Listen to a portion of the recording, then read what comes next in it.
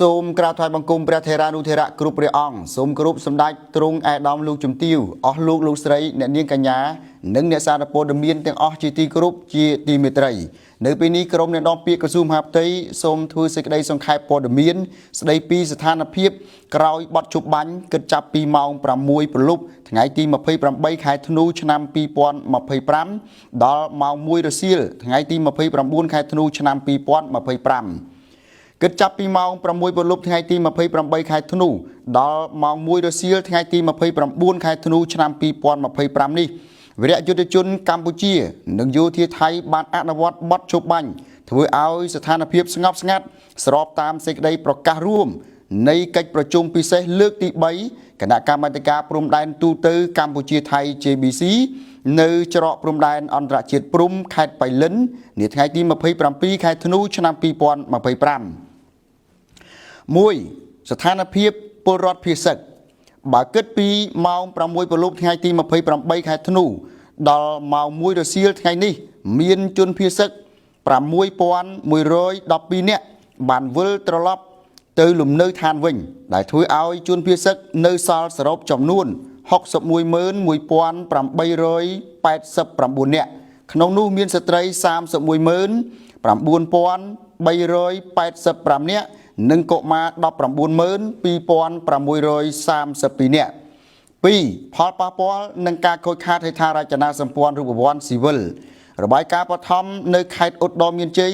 មានសាលារៀន 260 មន្ទីរពេទ្យមណ្ឌលសុខភាពនិងមណ្ឌលសុវត្ថិភាព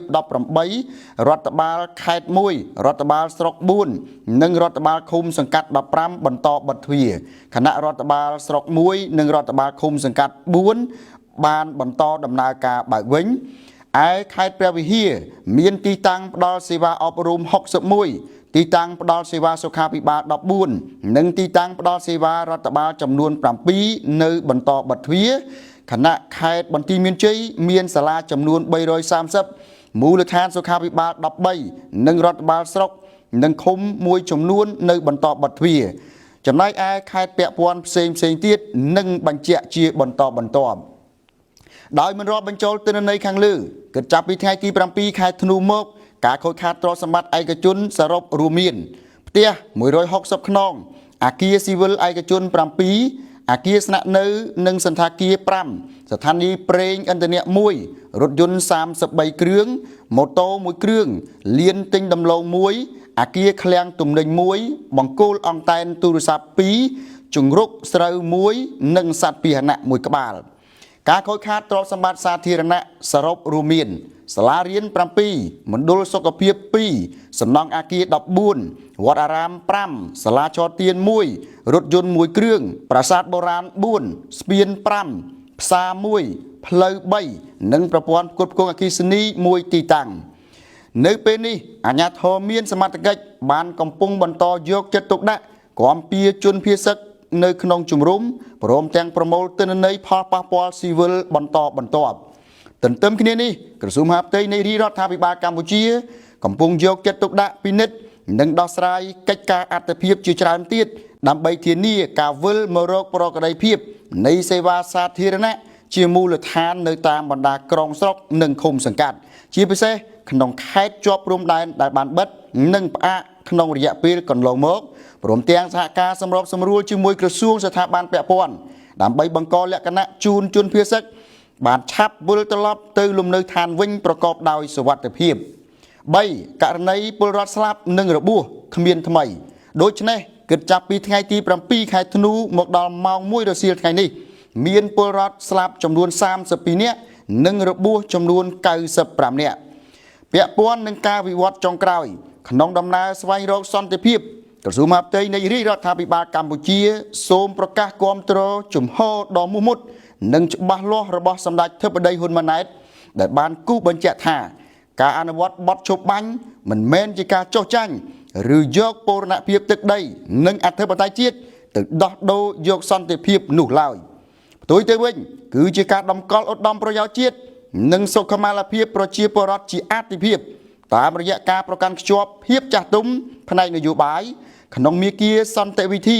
ស្របតាមច្បាប់អន្តរជាតិដើម្បីបញ្ចប់អរិភាពរវាងប្រទេសទាំងពីរជាងនេះទៅទៀត សូមជន់រួមជាតិជឿជាក់លើរាជរដ្ឋាភិបាលរួបរวมស្មារតីជាតិខ្មែរតែមួយនិងត្រូវយកការលំបាកនេះធ្វើជាឱកាសដើម្បីឲ្យខ្មែរគ្រប់រូបចេះពួតដៃគ្នាកសាងជាតិយើងឲ្យកាន់តែរឹងមាំនិងកាន់តែប្រសើរទន្ទឹមនឹងនេះក្រសួងមហាផ្ទៃនៃរាជរដ្ឋាភិបាលកម្ពុជាមានអំណរសាទរយ៉ាងក្រៃលែងចំពោះលទ្ធផលនៃកិច្ចប្រជុំទ្វេភាគីត្រីភាគីនៅខេត្តយូណានសាធារណរដ្ឋប្រជាមានិតចិននាថ្ងៃទី29ខែធ្នូឆ្នាំ2025នេះជាពិសេសដំណឹងនៃការវិលត្រឡប់របស់វីរៈកងទ័ពកម្ពុជាទាំង18រូបក្រោយពេលបត់ជប់បាញ់ចូលជាធរមាននៅម៉ោង12ថ្ងៃត្រង់ថ្ងៃទី30ខែធ្នូនេះក្រសួងមហាផ្ទៃនៃរាជរដ្ឋាភិបាលកម្ពុជាគោរពថ្លែងអំណរគុណនិងគាំទ្រយ៉ាងស្មោះស្ម័គ្រចំពោះសម្ដេចតេជោហ៊ុនសែននិងសម្ដេចធិបតីហ៊ុនម៉ាណែតដែលបានដាក់ចេញយុទ្ធសាស្ត្រការពារជាតិយ៉ាងត្រឹមត្រូវធ្វើឲ្យប្រជាជនកម្ពុជាទាំងក្នុងនិងក្រៅប្រទេសកាន់តែទទួលអារម្មណ៍កក់ក្ដៅដែលមានប្រតិបត្តិការគឺវីរៈយុទ្ធជនជួរមុខឈរជើងយ៉ាងរឹងមាំអង្គអាចជាជ័យរយៈពេល20យប់21ថ្ងៃការពារអធិបតេយ្យជាតិនិងប្រជាជនយើងទាំងអស់គ្នាសូមបន្ទន់កាយសម្រួមចិត្តគោរពវិញ្ញាណក្ខន្ធវីរៈយុទ្ធជនពលីនិងសូមចូលរួមទទួលអារម្មណ៍ឈឺចាប់និងក្តីមោទនៈជាមួយក្រុមគ្រួសារយើងក៏សូមជូនពរវីរៈយុទ្ធជនដែលកំពុងសម្រាប់ព្យាបាលនៅតាមមន្ទីរពេទ្យឆាប់បានជាសះស្បើយសូមជូនរួមជាតិ